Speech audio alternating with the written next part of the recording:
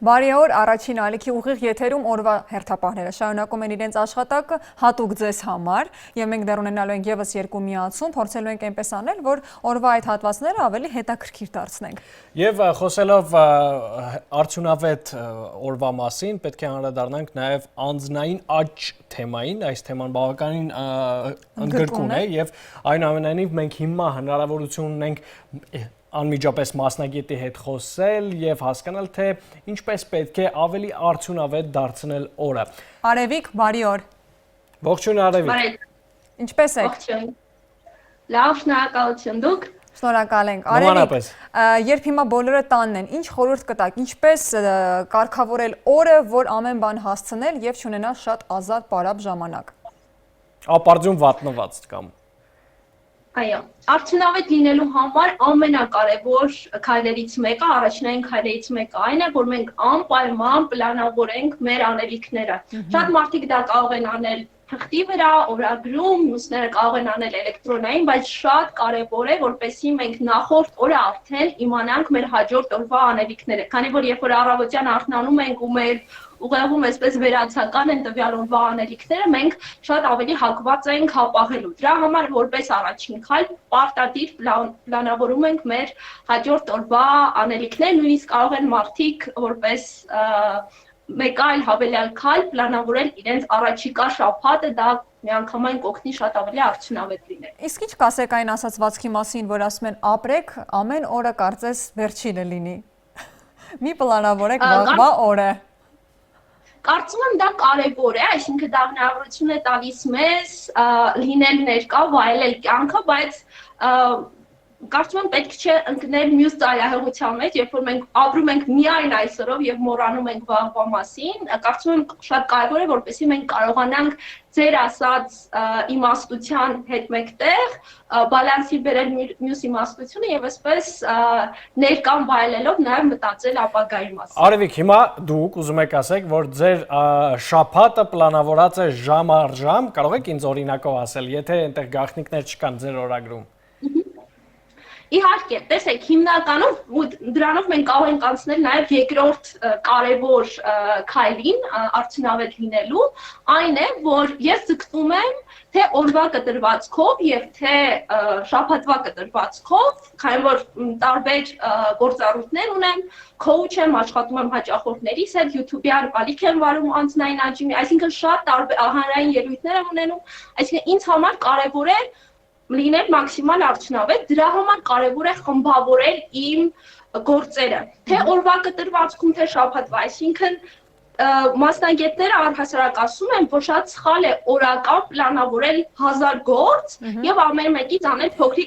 փոքրիկ, ավելի ճիշտ է օրվա մեջ անել մի քանի գործ, բայց այդ գործը անել միանգամայն այսպես կենտրոնացած եւ ընկղմված լինելով այդ օրինակ կարող եք ասել։ Օրինակ, ասենք հիմնականում առավոտյան ժամերը, որոնք այսպես ասած պետք է աչքի լույսի պես նայել, որովհետև դրանք մարդու համար մեծամասնության մարդկանց համար, որովհետև կան նաև մարդիկ, ովքեր առավել արդյունավետ են երեկոյան ժամերին։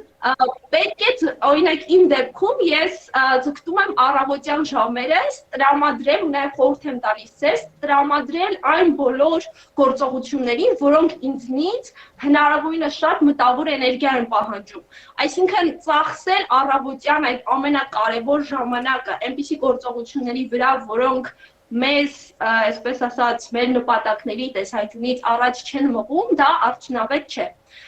Նմանապես թեկուզ դուք, որ տարբեր ինչքան գիտեմ կազմակերպություն եք ղեկավարում, հանրային տարբեր միջոցառումներում եք ներկայանում։ Իսկ գիտեք, ինձ մի հարցել է, Արևիկ, շատ հետաքրքրում, կան մարդիկ, ովքեր օրվա առաջին հատվածում պարզապես ցանկություն չունեն որևէ բան անելու։ Այսպես ասած, գիշերային մարդիկ կան, ովքեր երեկոյան իրենց ակտիվությունը ավելանում է եւ իրենք սկսում են թե աշխատել, թե տան աշխատանք անել, ուսանողները սկսում են հենց այդ ժամերին սովորել, ողջ գիշերը նստում են համակարգչի առջև, միգուցե եւ ցերեկային ժամերը բնականաբար օգտագործում են նրա համար, որ կարողանան իրենց քունն առնել։ Տեսեք, ես դրա համար ասի, որ այն փաստը, որ առավոտյան ժամերն են մարդկանց համար արդյունավետ, դա բոլորի համար սխալ կլինի ասել, բոլորին վերագրել, բայց նույնիսկ եթե կան մարդիկ կամ դուք այն մարդկանցից եք, ովքեր երեկոյան են ամենաակտիվը, ապա այնպես պետք է կազմակերպեք ձեր առօրյան, ձեր օրը, որպեսզի հենց այդ ժամերը լինեն նվիրված ձեզ համար ամենակարևոր գործողություններին, բայց ցավոք սրտի շատ մարդիկ, ովքեր գիշերային մարդիկ են, այսպես ասած, իրենք գիշերը ոչ միայն փորձում են աշխատել, իրենք կողքից սոցիալական մեդիայի մեջ են, տարբեր այլ բաներ են անում, այսինքն փորձում են միաժամանակ 1000 մի բան անել, որը սխալ է։ Մարդ եթե Իսկ ինչպես խմբավորել օրվա անելիքները։ Ինչպես խմբավորել օրվա անելիքները։ Օրինակ, կան մարդիկ կուտակում են մի գործ, վերցնենք, չգիտեմ, օրինակ, դասավորել պահարանը կամ արթուկ անել, եւ տրամադրվում են, որ առաջիկա 1 շաբաթվա ընթացքում մաս կանեն։ Կան մարդիկ, ովքեր հավաքում են իրենց ողջ ուժն ու եռանդը, օրինակ ինձ նման, եւ ամբողջը թեկուզ եթե դա կտևի 5 ժամ անում են 1 օրվա ընթացքում։ Հա, Լիլիթը 1 օրվա ընթացքում մեր բնակարանը վերանորոգեց վերջերս։ Շատ լավ ստացվում։ Արեց ամեն ինչ։ Ձեր հարցն այն, թե ինչպես խմբավորել։ Այո։ Ըստ էության դա միանգամայն պարզ է, այսինքն դուք ինքներդ որոշում եք օրինակի համար երկուշաբթի եւ ուրբաթ երեկոյան, չգիտեմ, 5-ից 7-ը դուք տրամադրում եք ձեր բնակարանը մաքրելուն կամ հարթուկ անելու օրինակի համար։ Մեկ այլ մարդ կարող է որոշել երկուշաբթի եւ երեքշաբթի առավոտյան ժամերը ինքը աշխատում է իր սցենարների կամ իր ելույթների վրա, օրինակի համար։ Այսինքն հիմնականում այդ խմբավորումը ժամային տեսքով է լինում։ Տեսեք, արևիկ արդյունավետ օրվա պլանավորումը ինձ մոտ հիշողություն արթնացրեց մանկությունից ճամբարային ռեժիմ գոյություն ունի, երբ որ մենք նայում ենք այդ ժամացուցակին, այնտեղ գրված է ժամը 8-ին վերկաց, 8:15-ին մարմնամարզություն, այնուհետև սենյակների մաքրում, չգիտեմ, այնուհետև արշավ եւ այսպես ժամ առ ժամ ամբողջ օրը գրված է։ Ըստ ձեր խորհրդի մենք նույնպես պետք է այս կերպ վարվենք եւ մենք պետք է պարտադիր օրինակ սառնարանին փակցված ունենանք այդ թղթիկը, որի վրա գրված է, ասենք 8:30 ավարտել նախաճաշը, սկսել օրինակի համար ընթերցանությունը եւ եթե ուշացրել ես ժամերը խառնել ես, պետք է դադարեցնես անմիջապես անցնես մյուսին։ Այսպիսի ճշգրտության մասին է խոսքը։ Իրականում այդպիսի ճշգրտության մասին է, բայց դա չպետք է, ինչպես ամենասկզբում ասացի, չպետք է տանի ֆանատիզմի եւ ծայրահեղության, այսինքն շատ կարեւոր է, որպեսզի մենք այդ երկու ծայրահեղությունները, հա, երբ որ մարդիկ ապրում են միայն այս պահով ու վայրկյանով, եւ այն մարդիկ, ովքեր ամեն ինչ այսպես պլանավորած խիստ դիսցիպլինայով են առաջնորդվում, կարողանանք բերել բալանսի եւ դրա համար նաեւ շատ կարեւոր է, որպեսզի մեր օրվա պլանների մեջ մենք միշտ ունենանք որոշակի ազատ ժամանակ կամ մի փոքր այսպես բացեր ունենանք, որպեսզի դա մեզ հնարավորություն տա անհրաժեշտության դեպքում նման այսպես հրատապ ինչ որ առաջ եկող հարցերի նույնպես լուծում տալ եւ խոճապի չմատնվել։ Հաշվի առնելով, որ հիմա բոլորը ինքնամեկուսացված են եւ որպես այդպիսին այդ օրակարգը կազմելուց այնտեղ չպետք է որ լինեն, հա, օրենքի համար այնպիսի գործողություններ, որոնք իրենցից հրատապություն են ենթադրում։ Նույնիսկ այս դեպքում, երբ բոլորը տանն են եւ շատ ազատ ժամանակ ունեն, պետք է այդ, չգիտեմ, ցուցակի մեջ առանձնացնել առաջնայինը եւ երկրորդայինը ըստ կարեւորության անելիքների։ Եվ կա այսպեսի որ առաջնայինը սա պետք է անենք, որից հետո կարելի է անել, եթե չհասցնենք, հոգ չէ, չգիտեմ, կանենք վաղը։ Ես կարծում եմ իմ խորհուրդն է, որ դա առաջնային է ցանկացած դեպքում, որովհետև նույնիսկ եթե մենք հիմա տանն ենք եւ այդ հրատապի կամ ոչ պլանավորածի գալու այդ հավանականություն շատ քիչ է, այնուամենայնիվ մենք դրանով ձևավորում ենք սովորություն, որը հաստատ մեզ հետ կմնա կարանտինի ավարտից հետո եւ եւս մի կարեւոր բան ասեմ, արդյունավետության մեջ շատ կարևոր է նաև մեր ֆիզիկական կարիքներին աչալուր լինել, այսինքն ճիշտ սնվելը, ճիշտ քնելը եւ ֆիզիկապես ակտիվ լինել, այսինքն եթե դուք գիշերը նորմալ չեք քնում կամ չեք ուտում առողջ ծննդարար սնունդ կամ ֆիզիկապես ակտիվ չեք, դա եւս շատ ուժեղ ազդում է ձեր արդյունավետության վրա, որովհետեւ դուք լինում եք ֆիզիկապես ոչ այնքան ակտիվ, էներգիան տեղը չի լինում, այսինքն եթե մենք ուզում ենք արդյունավետ լինել, մենք պետք է ոչ միայն պլանավորենք, ոչ միայն պետք է խմբավորենք մեր անելիքները ըստ արժանվույն, այլ նաև պետք է կարողանանք համապատասխան կարիքները մեր օրգանիզմի այդ կարիքներին համապատասխան արձագանք տալ։ Արևիկ, մի փոքր ավելի գործնական հատվածը մանրամասնելու համար կարող եք օրինակի համար ներկայացնել, թե ինչպիսի տեսք պիտի ունենա այդ պլանավորումը։ Ձեր օրինակով, ինչ տեսք պիտի ունենա, ինչ պիտի գրված լինի այնտեղ։ Եվ արդյոք պարտադիր է գրել, թե կարելի է պարզապես հիշել։ Շատ կարևոր է գրելը, դրա համար ես անպայման ցույց տվեցի իհարկե տարբեր մարդկանց տարբեր է, մարդկա էլեկտրոնային է գրում, բայց շատ կարևոր է որպեսզի մենք մեր մտքից դուրս հանենք այն ամբողջ այսպես ծավալ ինֆորմացիա, որ մենք պահում ենք մեր ուղեղում եւ մտածում ենք կհիշենք։ Դրա համար անպայման պետք է գրել կամ էլեկտրոնային կամ թղթի վրա, գրել ուղղակի օրվա ժամը, օրինակի համար վաղվա պլանավորումը առավոտյան, չգիտեմ, արթնանալ 7-ին, կես ժամ գնալ քայլելու, 7:30-ից 8:30, չգիտեմ, ինչ-որ մարդու համար նախաճաշն է, մյուսի համար գուցե ամեն մարդ իր մասնագետին ելնելով ինչ-որ առաջնահերթություններ ունի։ Ես սովորաբար իմ առավոտյան ժամերը նախընտրում եմ տրամադրել կրեատիվ գործողությունների, լինի դա իմ սցենարները գրել ելույթների համար, լինի դա ինչ-որ նոր բան սովորել, որ էլի կզարգացնի իմ հնարավորությունը, այսինքն շատ տարբեր բաներ կարող է լինել։ Այո, օրվա առաջին կեսը երևի ավելի մտավոր աշխատանքին պետք է տրամադրել, որպեսզի ավելի արդյունավետ լինի։ Եվ իհարկե չմոռանալ ընդմիջումներ, այսինքն որոշակի փոքրիկ ընդմիջումներ ևս անել, որպեսզի մեր ուղեղը հանգստանա ընթացքում։ Շնորհակալություն, մենք զրուցում էինք անձնային աճի մասնագետ Արևիկ Հայրապետյանի հետ, շնորհակալություն Արևիկ, եւ վստահ եմ, որ այս խորհուրդներից պետք է օգտվել ավելի արդյունավետ լինելու համար, բայց չվերածվենք ռոբոտների, բնականաբար ամեն ինչ ցուցակավորված անելը ինձ թվում է անհնար է։ Շատ մայրիկներ կան հեռուստաէկրանի արժև նստած, ուզում են կրակեն մեզ։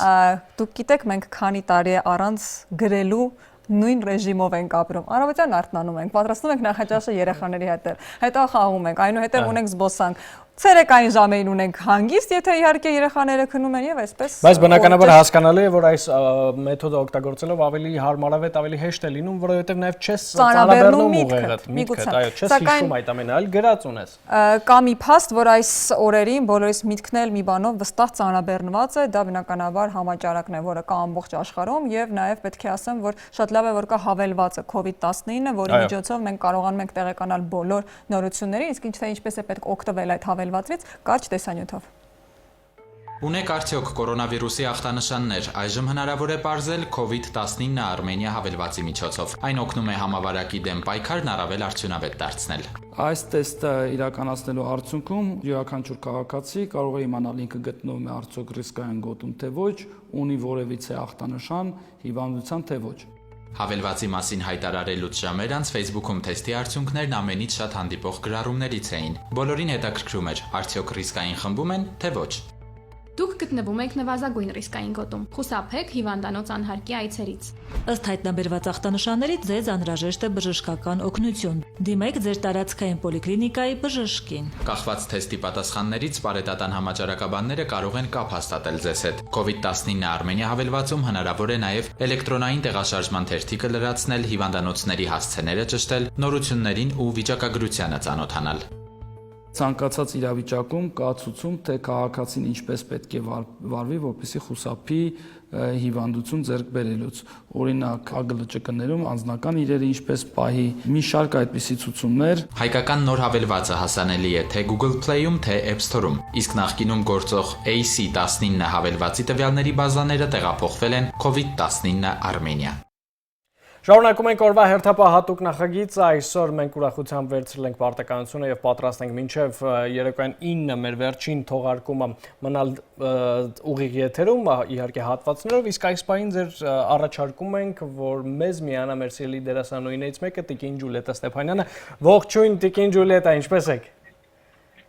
Ողջույն, շատ լավ եմ, փառք Աստծո։ Տիկին Ստեփանյան, քիչ առաջ մենք խոսում էինք անձնային աճի մասնագետ մի աղջկա հետ, Լիլիթի հետ, ով խորհուրդ էր տալիս, որ նրա համար, որ օրը կազմակերպված լինի, պետք է գրել, թե առավոտյան արթնանալուց հետո ինչ պետք է։ Դուք երբևիցե օգտվել եք նման մեխանիզմներից, թե։ Գրելը այսպես չեմ գրում, բայց երկրորդ մեկ ես իմ տանը անում եմ ժողով։ Օ, հետաքրքիր է։ Մեզ մասնակիցը կդարձնեք, թե ինչին է վերաբերում ընտանեկան ժողովները։ Ես ուզում եմ կենսուրախ սարքեմ օրը, իմ թորնիկներն են ինձ հետ ապրում, իմ աղջիկն ու փեսան, որովհետև շատ անհանգիստ է, որ մեզանից մի քիչ հեռու են ապրում, դրա համար ավելի հանգստինելու համար ասեցի միասին մնանք, որ ուրախ լինի, որ մեկիս հետ լինենք, հաղորդակցվենք, զրուցենք, խոսենք, երեխաների հետ խաղանք, զբաղվենք, որովհետև ես հիմա պարկաստու այնքան ժամանակ ունեմ, որ չգիտեմ ինչպես ասեմ այդ ժամանակը։ Դրա համար ես ուզեցի այդպես ապրել, միասին ապրենք բոլորս։ Տիկին Ստեփանյան, Դրա համար էլ ասում եմ, մենք խաղեր ենք կազմակերպում տանը ընտանիքով, երեխաների հետ, մեծերով, խաղեր ենք կազմակերպում եւ երկրորդ մեկ նստում ենք սկսում ենք քննարկել, թե ինչպես անցավ այն 2 օրը, անցած 2 օրը, երկրորդ մեկ այդպես մենք զրուցում ենք տանը, ու հետո ժամեր ենք նշանակել եւ վարժություններ անելու, եւ գրքեր կարդալու, հեքիաթներ կարդալու,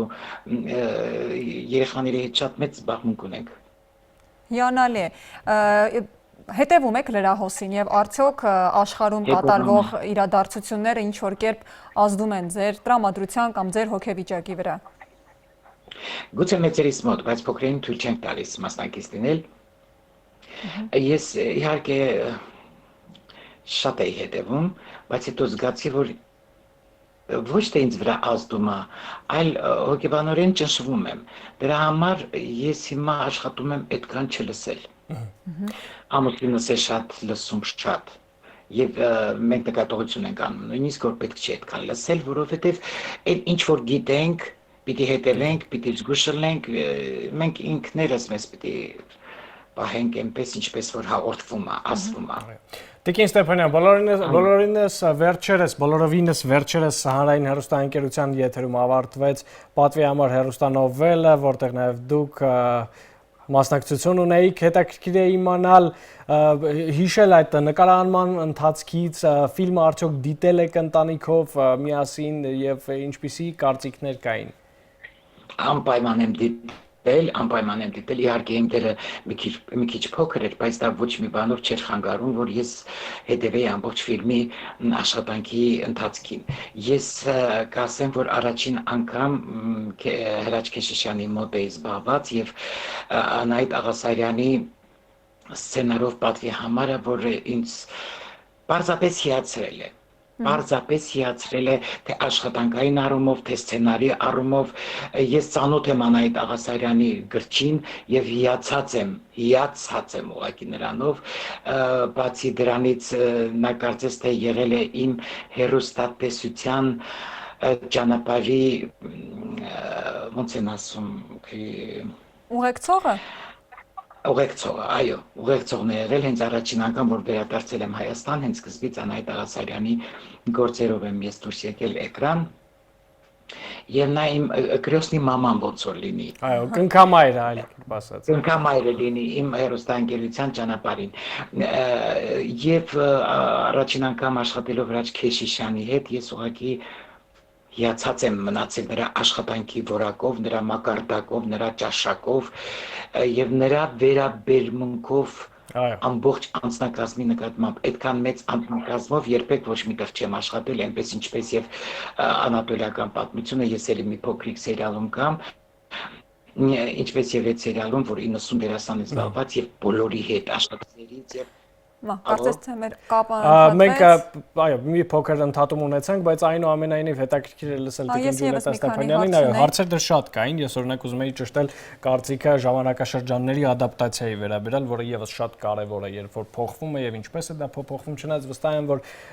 պարոն Հրաչ Քեշիշյանը եւ սցենարի վրա աշխատող ողջ խումբը փայլուն աշխատանք է կատարել, ինչի համար եւս մեկ անգամ առիթ ունենք շնորհակալություն հայտնելու այս գեղեցիկ հեռուստանովելների համար, մեկը անատոլիական պատմությունը եւ իհարկե պատվի համարը։ Եվ մենք շարունակելով պետք է ասենք, որ ներկայացնելու ենք մի հետաքրքիր տեսանյութ, թե ինչպես կարելի է տարբերակել հավաստի տեղեկությունները։ Այո, մեր օրերում շատ ակտուալ է դա, շատ։ Ինչպես կարդալ նորություններ եւ հասկանալ, արդյոք դու ինչ որ կարդում ես։ Որտեղ եւ ինչպես փնտրելը շատ կարեւոր է, ինչպես եւ որտեղ։ Տեսնենք։ Համացանցում տեղեկատվության մեծ հոսքերի մեջ հաճախ չեք նկատում, որ դրանց մի մասը չի համապատասխանում իրականությանը, պարունակում է կեղծ տեղեկատվություն։ Կորոնավիրուսի եւ արտակարգ դրության մասին օբյեկտիվ եւ փաստերի վրա հիմնված տեղեկատվություն ստանալու համար օգտվեք հետեւյալ կայքէջերից։ Հայաստանի Հանրապետության կառավարություն gov.am, Պարետատուն covid19.gov.am, Առողջապահության նախարարություն moh.am, ncdc.am, Հայկական միասնական տեղեկատվական հարթակ Facebook-յան էջ։ Զանգվածային լրատվական միջոցներում ու սոցցանցերում կասկածելի նորությունների հանդիպելիս միշտ ստուգեք դրանց սկզբնաղբյուրը, համեմատեք պաշտոնական հրապարակումների հետ։ Ոլորտային տեղեկատվություն ստանալու համար կարող եք հետևել նաև պատասխանատու գերատեսչությունների հաղորդագրություններին։ Պարետատան հետ կապը պահպանեք էլեկտրոնային փոստի միջոցով info@dpm.gov.am եւ նշված հեռախոսահամարներով։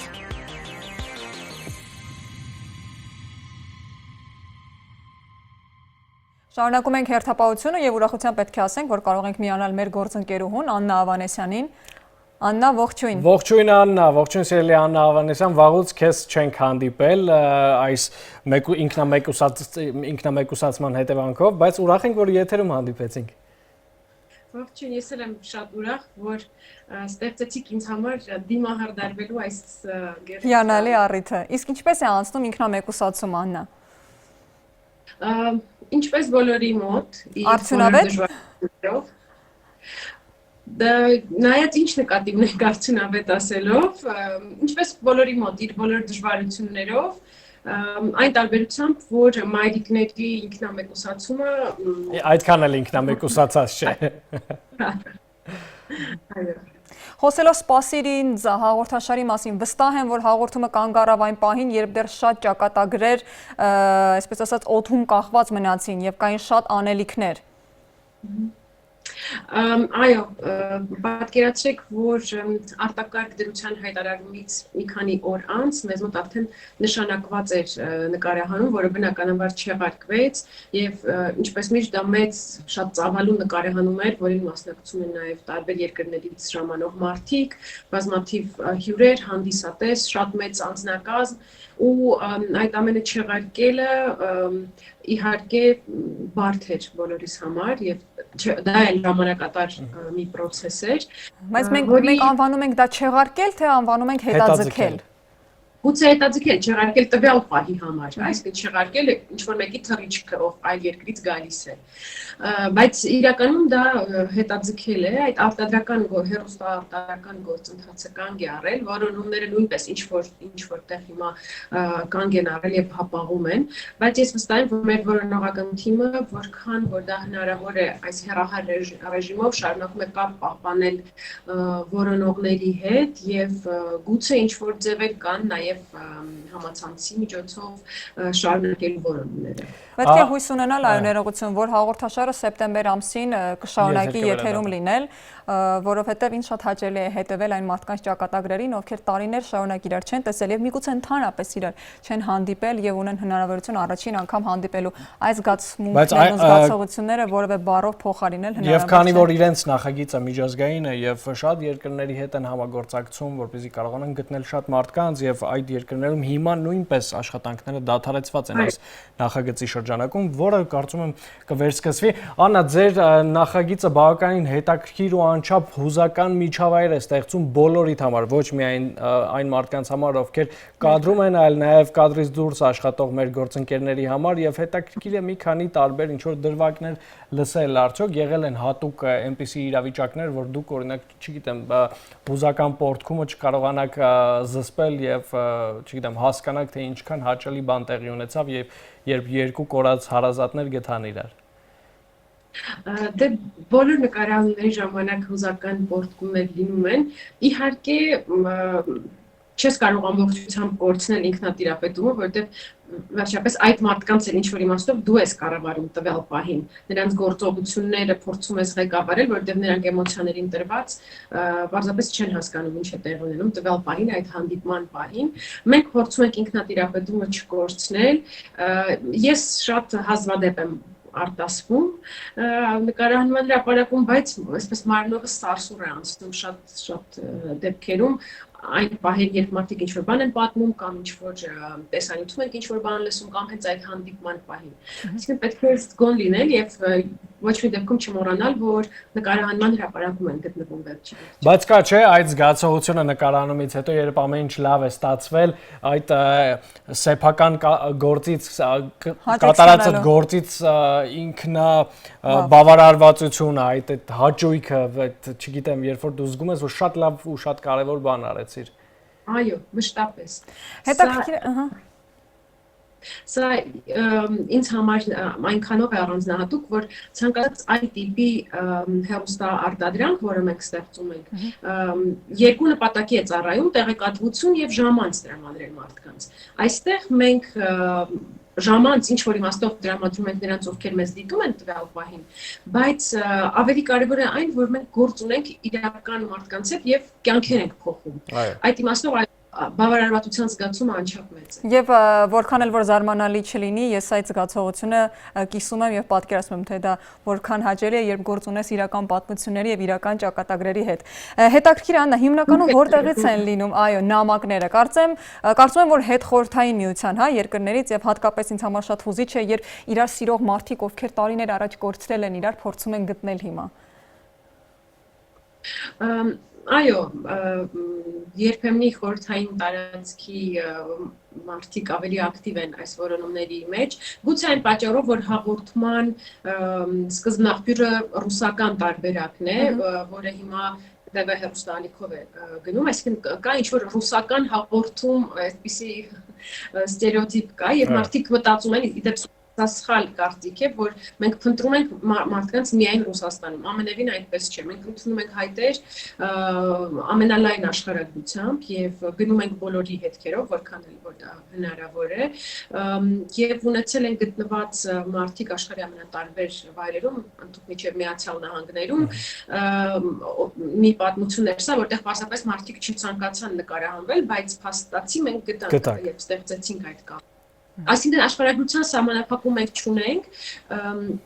բարբերաբար ինչ-որ տեղի ունենում ակտիվության ալիքներ, երբ ինչ-որ տեղ ինչ-որ մեկը գտնվում է, տվյալ երկրում կամ տվյալ տարածաշրջանում, այսպես փոքրիկ բում է լինում։ Հիմա օրինակ Արցախի մեր հայրենակիցները շատ ակտիվ մեզ դիմում են եւ Արցախում որևէ մեկին գտնելու գործը երևի ավելի շատ ունենք։ Շնորհակալություն Աննա։ Վստահ եմ, որ մենք շատ շուտով կհանդիպենք արդեն մեր սիրելի հեռուստաընկերությունում եւ խոսելով Սպասիր ինձ հաղորդաշարի մասին, նաեւ խոսենք մի երկու խոսքով նաեւ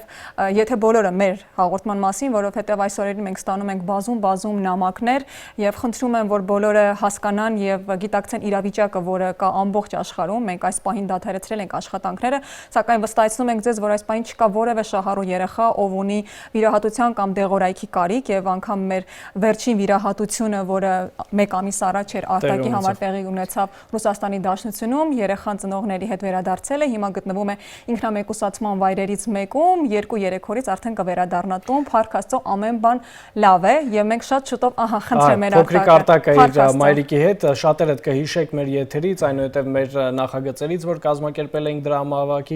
դրամահավաքի համար, ես պետք է ասեմ, որ ամեն ինչ լավ է ստացվել, նրանք վիրահատվել են Ռուսաստանում, հիմա վերադարձել են այդ հատուկ չվերթով եւ գտնվում են, ինչպես ասացիր, մեկուսացման վայրում։ Այնուհետև մենք կհաղորդենք մեր մյուս լավ նորությունները։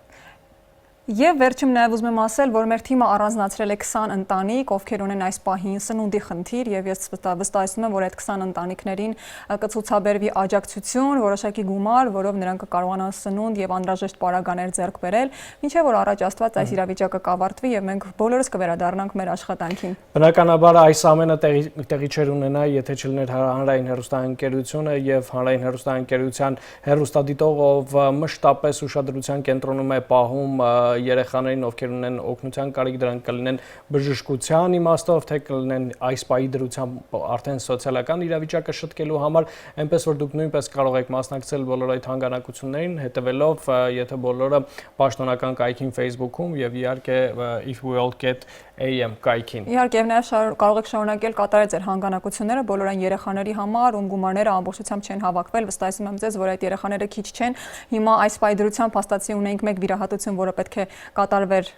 այս ամսին, բայց հետաձգվել է։ Դե ինչ, մենք հանդիպելու ենք արդեն ժամը երեկոյան 6:30-ին, 25-ին, այնպես որ հեռու մի գնացեք հեռուստաէկրաններից, կհանդիպենք շուտով։